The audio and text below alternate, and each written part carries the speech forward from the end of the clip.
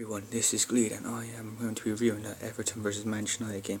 To start off, I am a Man United fan, so I just hope this wraps up any confusion about why, I don't know, just in case you're confused by who I support, I support Man United, okay? So anyway, to start off the game, the first 15-20 minutes, yeah, we were alright, we were passing the ball around. Nice passes, it was much better, much more refreshing seeing that than seeing what we've been seeing all season, just us lumping the ball forward, or getting the ball onto the byline, and just whipping the ball in hopelessly, hoping that someone sticks right onto it. So seeing that was a bit better, but we weren't creating nothing. We had the ball, and we had players like Matt, Kagawa, Rooney, Carrick, Nani on the field. Why are we not creating any chances? Why is it taking us? We're on the ball, we've got space, but we're not creating chances. And that's really winding me up now. We've got these creative players, but they're just not performing well enough. They're being played out of position. Why, when you've got Kagawa, Rooney, two number 10s, why do you go out and spend £37.1 million on another number 10? Fair enough, Matt was a good sign. I got excited by it, Moyes, but why'd you buy another number 10? You don't need another number 10. We need a defensive midfielder. In fact, why'd you buy another number 10 in Fellaini, which was his best position at Everton, which is where he performed his best to at Everton, and put him in defensive midfield?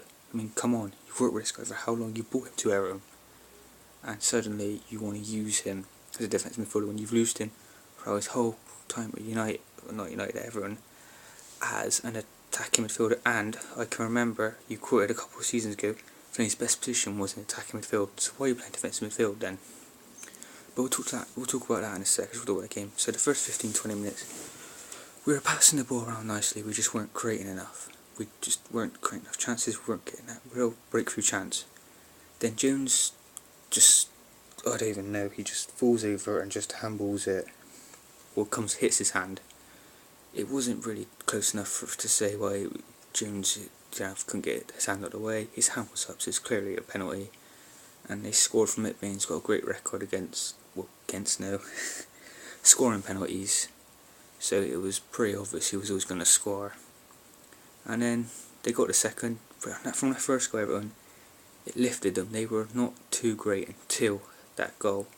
Once they got that first goal, it lifted them, and they got the second goal. Going into half-time, 2-0 down.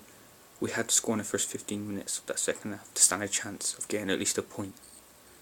And that's quite sad that we've gone from last season going to ground, even like Everton, even like Tottenham, and being very confident that we can push for a win and get not just a 1-0 or 2-1 win, but a 2-0, 3-0 win quite comfortably and have the game wrapped up within the first hour. It's really sad how low we sunk.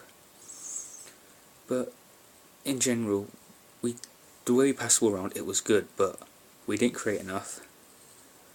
We didn't really show any desire or any will to win, which is disappointing. That these players, who I think most of them could easily be sold in the summer, just don't seem to care, and they've not seemed to care all season since Sir Alex left. They just don't seem to care.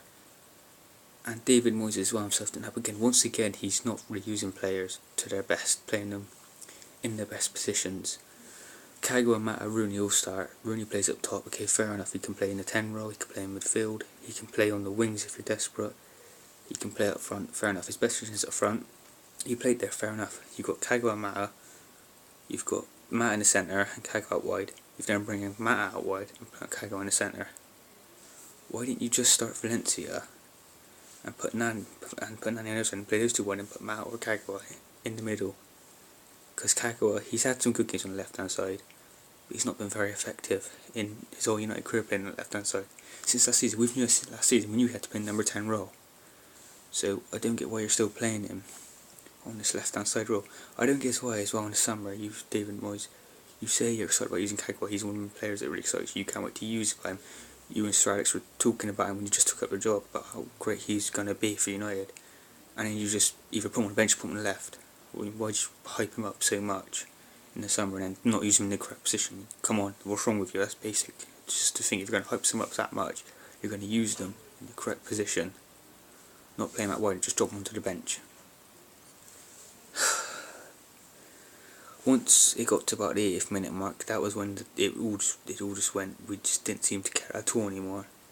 And that's frustrating that it's for the first time in a very long time. We're at the end of the season, well, pretty much the end of the season, and we got nothing to play for. nothing at all. We've got no reason to go out there and really give our all. I mean, De Gea can come out and say we want to finish Europa League football, to finish top 6 to get Europa League football, but it doesn't look like they care. They don't really care. They don't try and make it look. Don't try and give us fans something to look forward to towards the end of the season. Don't give us some hope that we can achieve something this season. Just don't say make up these lies, because clearly you don't care. You wouldn't have performed this badly all season. You've not cared from the start. You're not suddenly going to start caring now about getting Europa League football.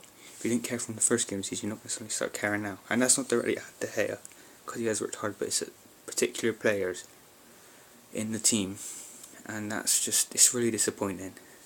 Which does bring on to David Moyes. Talk about him. At the start of the season, I wasn't 100% sure, but I was about 90% sure. I believed that for a long while, for the last few years, I've always said David Moyes will be employed. Not I want him to be employed, but he will be employed. For me, it seemed obvious he would be the man to replace Sir Alex. He's got the characteristics like Sir Alex. He's loyal. I mean, he spent 11 years at Everton with not much money. I mean, fair enough, he didn't get a real big offer in that time. But still, when you look at teams like Fulham,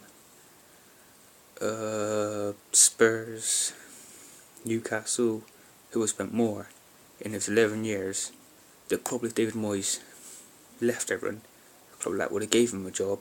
He would have had more money to spend, but he stuck with Everton. He done well with them.